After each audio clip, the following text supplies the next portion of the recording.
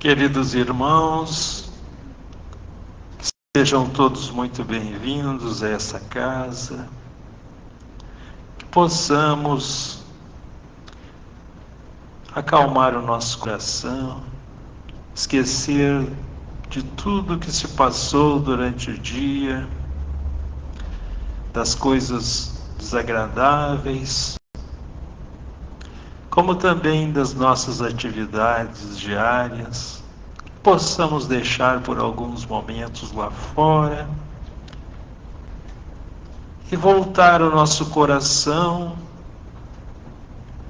à espiritualidade maior, a pensar naquele que por amor se entregou, que veio à Terra para nos dar a lição do dever a ser seguido, na compreensão das leis divinas que Ele mesmo exemplificou. Que neste Natal possamos nos reunir com os nossos familiares, pois também é uma atitude santa a confraternização. No entanto, que possamos evitar os excessos que nos acarretam, às vezes, mais débitos com as leis sagradas. Que possamos pensar naquele que veio à Terra na humildade de um carpinteiro que desceu das estrelas para servir a humanidade. Muitas vezes nos entregamos às ilusões terrenas,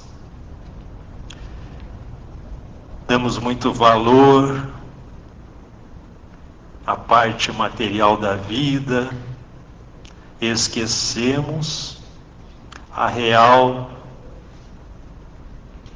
o real chamamento, que é o de nos prepararmos espiritualmente na conquista das virtudes sagradas que o Senhor exemplificou. A sua grandeza não tem limite, porque da manjedoura, aquele menino que chegou, demonstrou durante a vida toda o amor que ele trazia na alma por todos nós. No entanto, muitas vezes é o grande esquecido, no momento que se comemora o Natal. Pensamos em tudo, mas muitas vezes nos esquecemos de Jesus. Os aguilhões da dor batem à nossa porta, e assim a humanidade caminha entre acertos e erros, louvando muitas vezes os poderosos da terra, aqueles que brilham o brilho ilusório do mundo, e esquecemos de Jesus, que demonstrou a sua grandeza, em parte, que conhecemos hoje, pela sua obra, por renovar toda a terra, pelo seu exemplo, demonstrando que os poderosos ruíram com seus castelos de areia, se foram os poderosos do império no Egito, em Roma, hoje estão nas páginas envelhecidas da história. No entanto, o Divino Salvador nos mostrou o caminho.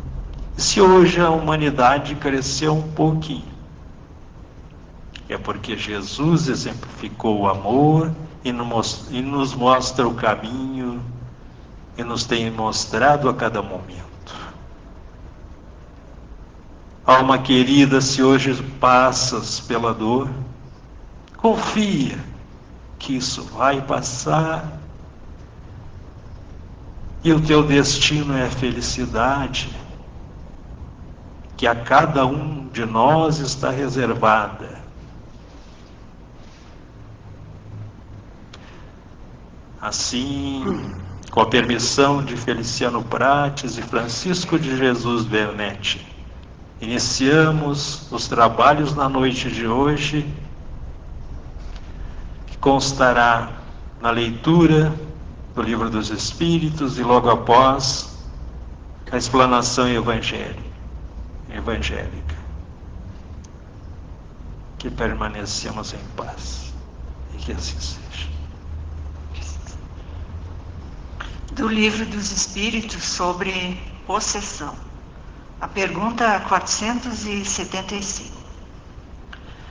Uma pessoa pode por si mesma afastar os maus espíritos, libertando-se assim de sua dominação?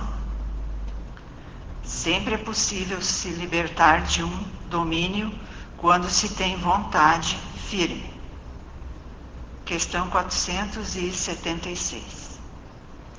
A fascinação exercida por um mau espírito pode ser tão intensa que a pessoa fascinada não se aperceba? Nesse caso, uma terceira pessoa pode fazer cessar essa influência? Que condição deve preencher essa terceira pessoa? Se for um homem de bem, sua vontade poderá ajudar desde que peça auxílio aos bons espíritos. Quanto mais digna e boa for uma pessoa, mais poder ela tem para afastar os espíritos imperfeitos e atrair os bons. Entretanto, essa terceira pessoa nada poderá fazer se aquele que está subjugado não concordar com o auxílio. Existem pessoas que se alegram com uma dependência que satisfaça seus gostos e desejos. Seja qual for o caso, aquele que não tiver um coração puro não poderá exercer nenhuma influência para afastar os maus espíritos. Isso acontece porque os bons espíritos não lhe atendem ao chamado e os maus não o temem. Pergunta 477. As fórmulas de exorcismo têm alguma eficácia sobre os maus espíritos? Nenhuma. Quando esses espíritos veem alguém levar isso a sério, eles riem e tornam-se mais teimosos ainda.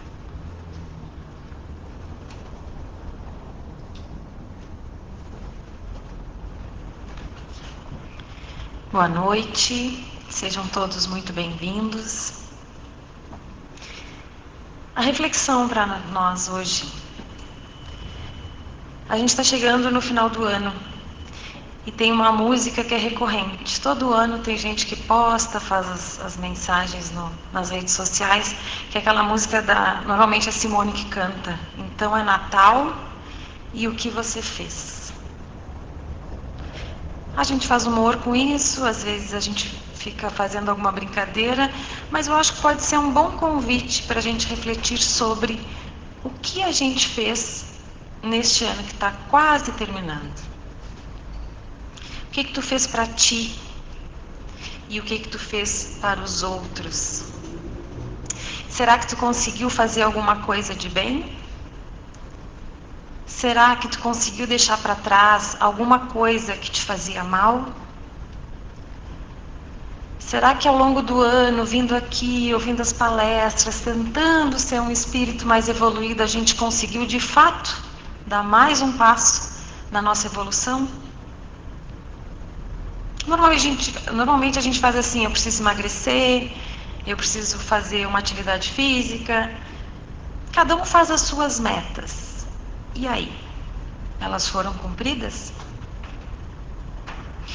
Tem uma coisa interessante que a gente pode usar para fazer esse autoexame com Santo Agostinho. Santo Agostinho ensina a prática do autoexame diário, ao final do dia, como uma forma de progresso espiritual, recomendando que a gente faça uma revisão das nossas ações. Se pergunte se faltou com alguém, com algum dever, se ofendeu alguém, e se a consciência estaria tranquila caso fôssemos chamados para o plano espiritual, caso a gente desencarnasse. Estaríamos prontos para isso? Um método que ele mesmo usava para se conhecer e se reformar. E essa prática está na questão 919A do Livro dos Espíritos. E ela foca mesmo nessa reflexão sobre as nossas falhas e os nossos acertos, na busca pelo autoconhecimento e na preparação para essa passagem daqui desse mundo para o mundo espiritual. Para falar da questão 919A, eu preciso ler a pergunta 919, que se pergunta assim: qual o meio prático mais eficaz para se melhorar nesta vida e resistir ao arrastamento do mal? Resposta dos Espíritos: um sábio da antiguidade vos disse: conhece-te a ti mesmo. E aí vem a 919A. Compreendemos toda a sabedoria dessa máxima, mas a dificuldade está precisamente em se conhecer a si próprio. Qual o meio para se chegar a isso? E os Espíritos respondem: fazei o que eu fazia quando vivi na Terra. Santo Agostinho. No fim de cada dia, interrogava a minha consciência. Passava em revista o que havia feito e me perguntava a mim mesmo se não tinha faltado ao cumprimento de algum dever, se ninguém teria tido motivo para se queixar de mim. Foi assim que cheguei a me conhecer e ver o que em mim necessitava de reforma. Aquele que todas as noites lembrasse todas as suas ações do dia e se perguntasse o que fez de bem e o que fez de mal, pedindo a Deus e ao seu anjo guardião que o esclarecessem. Adquiriu uma grande força para se aperfeiçoar, porque, acreditai-me, Deus o assistirá. Formulai, portanto, as vossas perguntas. Indagai o que fizestes e com que fito agistes em determinada circunstância. Se fizestes alguma coisa que censuraria nos outros, se praticastes uma ação que não ousaria confessar, perguntai ainda isto: se aprovesse a Deus chamar-me neste momento ao entrar no mundo dos espíritos, onde nada é oculto, teria eu de temer o olhar de alguém? Examinai o que pudesse ter feito contra Deus, depois contra o próximo e, por fim, contra vós mesmos. As respostas serão motivo de repouso para a vossa consciência ou indicarão o mal que deve ser curado. O conhecimento de si mesmo é, portanto, a chave do melhoramento individual. Mas pode dizer: como julgamos a si mesmo? Não se terá a ilusão do amor próprio que atenua as faltas e as torna desculpáveis? Quem é avarento acha que é só econômico. Quem é orgulhoso acha que está cheio de dignidade. Tudo isso é muito certo, mas tem um meio de controle que não nos faz enganar. Quando estás indeciso quanto ao valor de uma de vossas ações, perguntai como a qualificarias se tivesse sido praticada por outra pessoa. O que eu fiz, outra pessoa gostaria ou não?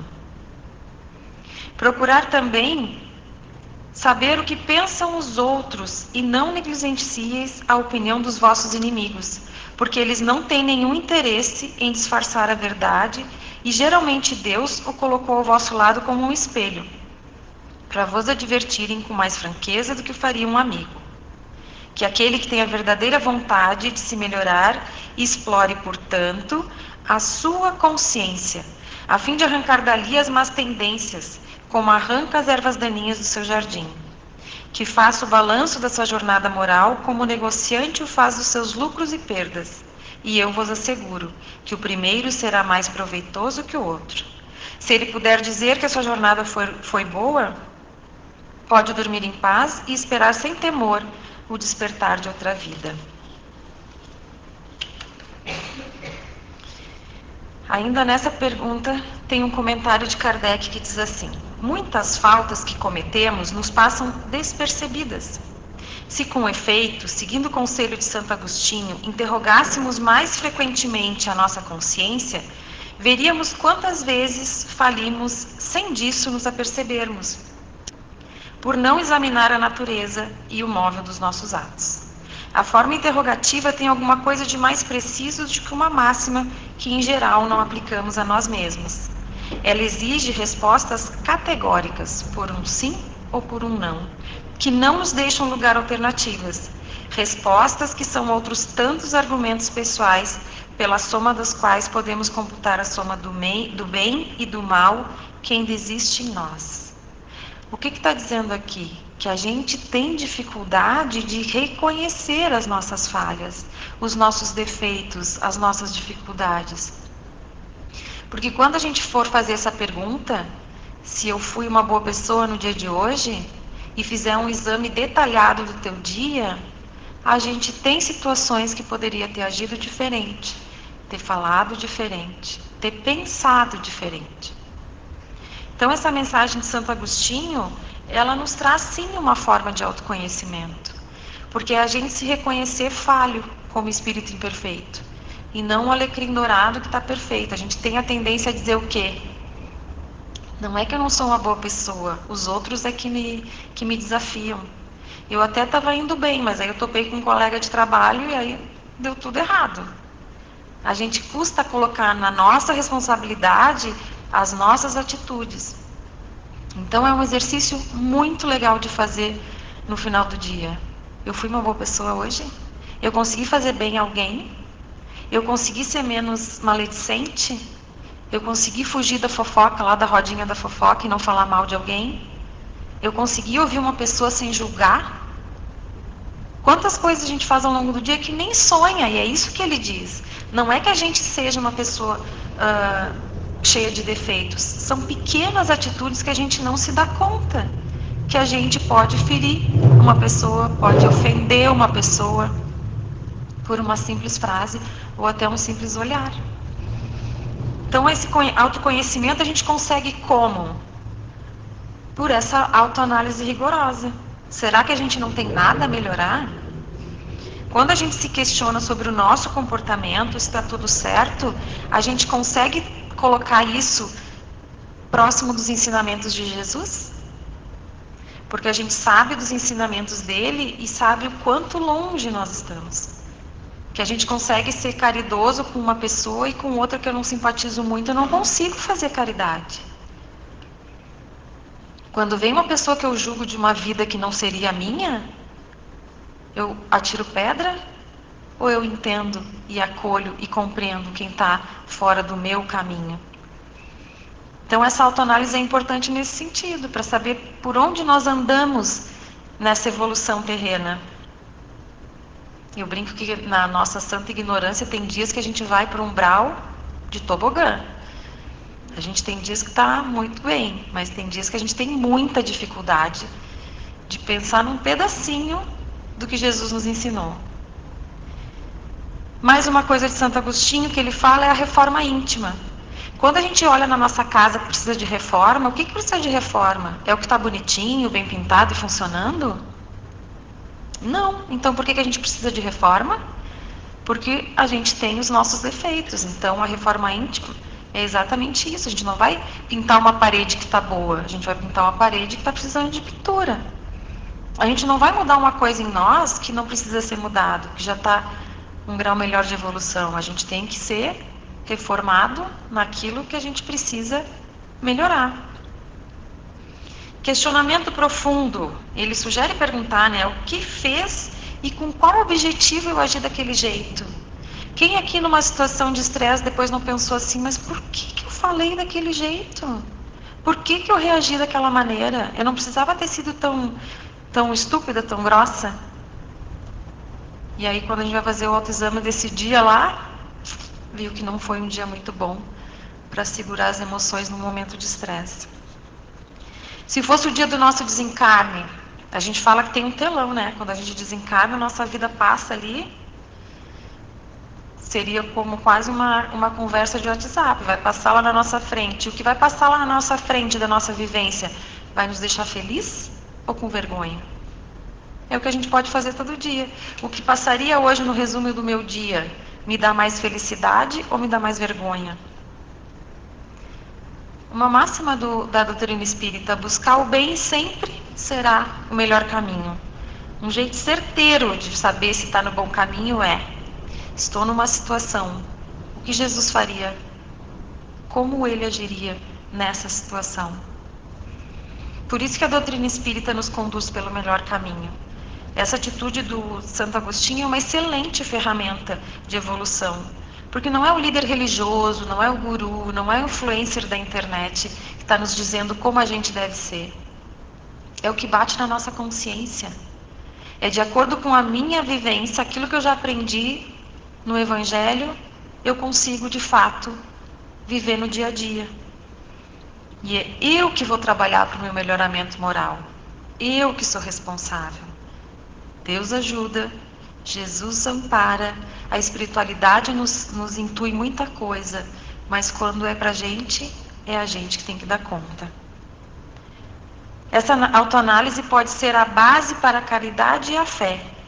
Quando a gente se recolhe numa prece, numa meditação, para se ver o que está acontecendo e como eu posso melhorar, a gente reconhece que para fazer caridade a gente precisa ser mais humilde. Que para perdoar a gente tem que se reconhecer falho. Eu só posso perdoar uma pessoa se eu já recebi o perdão de alguém. Eu só posso perdoar uma pessoa se eu reconhecer que eu também tenho as minhas falhas e poderei precisar do perdão de alguém. Porque só não perdoa quem é perfeito. E aqui no nosso grau de evolução ainda não chegamos nesse grau. Tudo isso é uma preparação para o que nos aguarda além da vida física. É um preparo para a vida futura, porque Santo Agostinho diz assim: Deus o assistirá, Deus cuida. E as respostas trariam um repouso para a nossa consciência e uma indicação de um mal que é preciso curar. Os nossos pequenos males, do que a gente faz para a gente, porque a gente também maltrata muitas vezes a nós mesmos e a quem está por perto.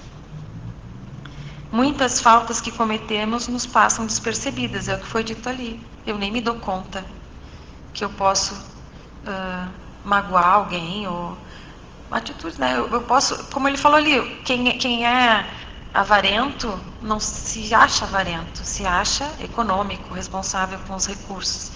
Daqui a pouco eu estou achando que eu estou fazendo uma grande coisa e não estou. Quando a gente faz essa interrogação com mais frequência da nossa consciência, a gente pode verificar quantas vezes a gente já falhou, porque daí a gente para pensar nisso.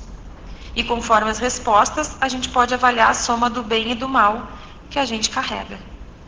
Nós temos o nosso lado bom e o nosso lado não tão bom.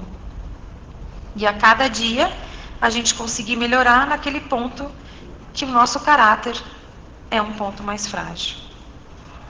E aí na revista Espírita de 1863, que tem um trechinho do Conhecer-se a si mesmo, diz assim: o que impede por vezes que se corrija um defeito, um vício, é certamente que não nos apercebemos que temos o mesmo defeito. A gente aponta o outro e nem se dá conta que às vezes temos um defeito muito maior. Enquanto vemos os menores defeitos no nosso próximo, no nosso irmão, nem mesmo suspeitamos de que temos as mesmas falhas, talvez 100 vezes maiores que as deles. Isto nada mais é que uma consequência do orgulho que nos leva, como seres imperfeitos, a não achar nada de bom senão em nós. Aquilo que eu brinquei: eu sou alecrim dourado, sou espírito evoluído, e quem está em volta, nem tanto. E aí, para confirmar a importância da doutrina espírita nesse processo de autoconhecimento, outro trechinho da Revista Espírita, só que dessa vez de 1866. O Espiritismo não é senão a aplicação verdadeira dos princípios da moral ensinadas por Jesus. Porque não é senão com o objetivo de fazê-la por todos compreendida, a fim de que por ela todos progridam mais rapidamente, que Deus permite esta universal manifestação do Espírito, vindo explicar-vos o que vos parecia obscuro e vos ensinar toda a verdade. Ele vem, como o cristianismo bem compreendido, mostrar ao homem a absoluta necessidade de sua renovação interior pelas próprias consequências de um dos seus atos, de cada um dos seus pensamentos. Porque nenhuma emanação fluídica, boa ou má, escapa do coração ou do cérebro do homem, sem deixar uma impressão em algum lugar. Feliz aquele cujos sentimentos partem de um coração puro. Ele espalha em seu redor uma suave atmosfera que faz amar a virtude e atrai os bons espíritos. Seu poder de radiação é tanto maior quanto mais humilde for, e, consequentemente, mais desprendido das influências materiais que atraem a alma e o impedem de progredir. As obrigações impostas pelo Espiritismo são, portanto, de uma natureza essencialmente moral, porque são uma consequência da crença. Cada um é juiz e parte em sua própria causa, mas as claridades intelectuais que ele traz a quem realmente quer conhecer-se a si mesmo e trabalhar em seu melhoramento são tais que amedrontam os covardes, e é por isso que ele é rejeitado por tantas pessoas. Mas se graças às luzes do alto formos mais instruídos e compreendermos mais, também devêssemos ser mais tolerantes e não empregar como meio de propagação senão o raciocínio, porque toda crença sincera é respeitável. Se nossa vida for um belo modelo em que cada um possa achar bons exemplos e sólidas virtudes, onde a dignidade se alia a uma graciosa amenidade, devemos comemorar, porque teremos compreendido, pelo menos em parte, a que obriga o Espiritismo. Que no ano que está quase terminando, nós possamos fazer essa nossa autoavaliação e estabelecer novas metas. Emagrecer? Pode ser. Fazer uma atividade física? Maravilhoso, temos que cuidar do nosso corpo que abriga o nosso espírito, mas que possamos também colocar essas metas do nosso melhoramento espiritual, moral, emocional, sempre amparados por nosso Pai Maior, esse Pai que nos ajuda infinitamente, nos perdoa de todos os nossos defeitos, para que a gente consiga seguir evoluindo. E que Jesus nos abençoe muito nessa busca. Que assim seja.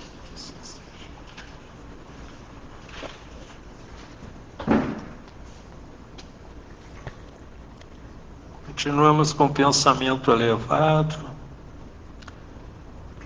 Vamos passar agora para os tratamentos de passes e radiações para os lares. Aqueles que tiverem algum familiar que esteja enfermo, basta mentalizar a pessoa que ela receberá do tratamento onde quer que esteja. E assim, em um clima de paz, vamos mentalizar a figura iluminada de Jesus, vindo em nossa direção com os braços abertos, nos convidando a segui-lo. E assim, muito agradecidos e reconhecidos a sua misericórdia, o seu amor.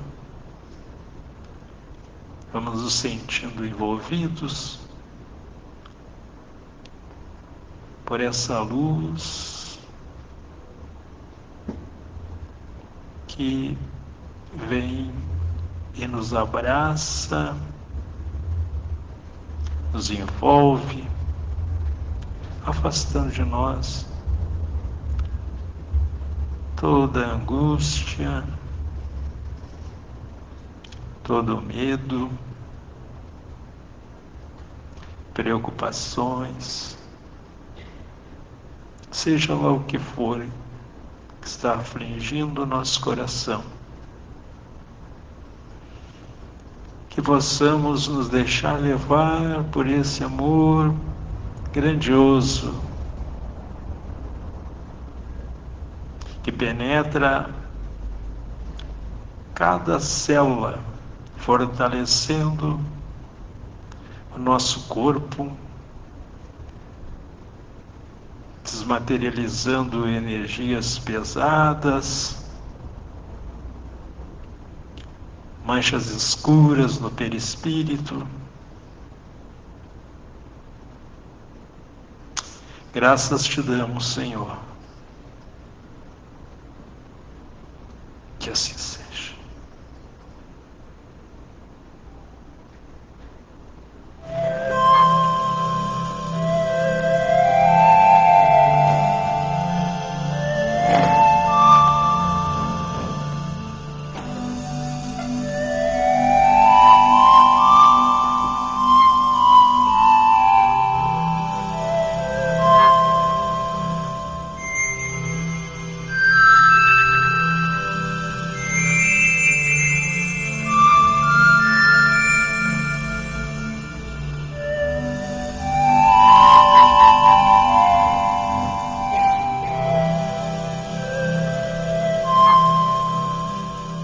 Jesus, Mestre dos Mestres, amor que nos envolve e aquece. No silêncio desta prece, o pensamento se volta para pedir a tua ajuda a todos que caíram nas armadilhas dos vícios. Que a tua voz os convide a se levantarem e a tua luminosa mão se estenda para ajudá-los a se erguerem do abismo onde sofrem. Que as nossas vibrações fraternas possam envolvê-los e a força desta prece ajudá-los a compreenderem com clareza a situação em que se encontram. Que eles possam perceber que há luz além da curva do caminho e sintam vontade, uma vontade soberana e forte de caminharem em busca do próprio equilíbrio.